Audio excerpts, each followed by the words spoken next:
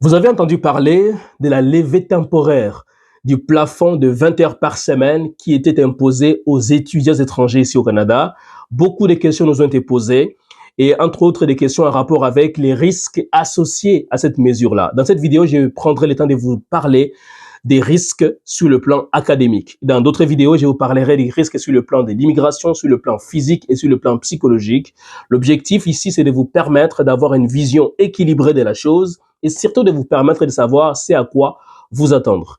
Mon nom est Emmanuel Kambi, je suis conseiller d'orientation. Depuis plusieurs années, j'ai le plaisir d'accompagner des personnes comme vous à venir étudier, travailler et vivre au Canada. Pour plus d'informations, visitez www.etudie.ca, le cabinet dont je suis cofondateur. Passons maintenant aux risques qui sont situés sur le plan académique.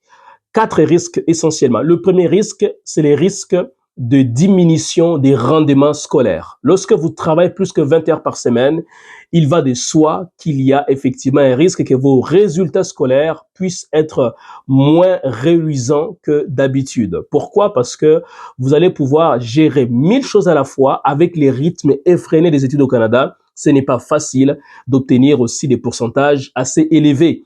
Deuxième risque, c'est les risques d'échec scolaire. Lorsque vos résultats sont médiocres, évidemment, vous ouvrez la voie inéluctablement vers l'échec scolaire. Et lorsqu'il y a des échecs scolaires, les conséquences peuvent être lourdes.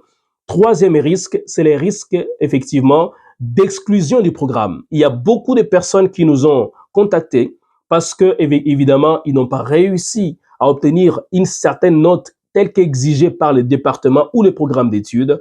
Et par conséquent, ils se sont vus remettre une lettre d'exclusion du programme, ce qui signifie qu'ils ne peuvent plus étudier, continuer à étudier dans les programmes dans lesquels ils étaient inscrits. Et vous savez, c'est très dommage parce que pour le parent, c'est une grosse déception, même pour l'étudiant, et les conséquences sont lourdes, notamment au niveau financier. Et le quatrième risque pour terminer, eh bien, c'est les risques de changer les programmes et par conséquent de changer des trajectoires académiques.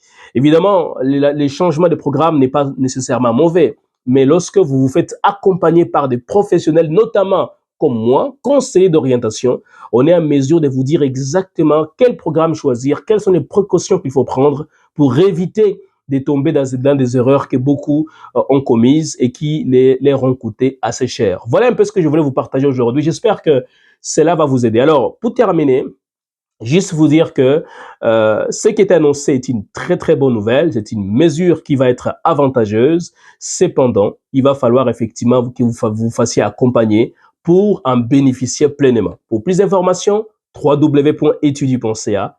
À très bientôt.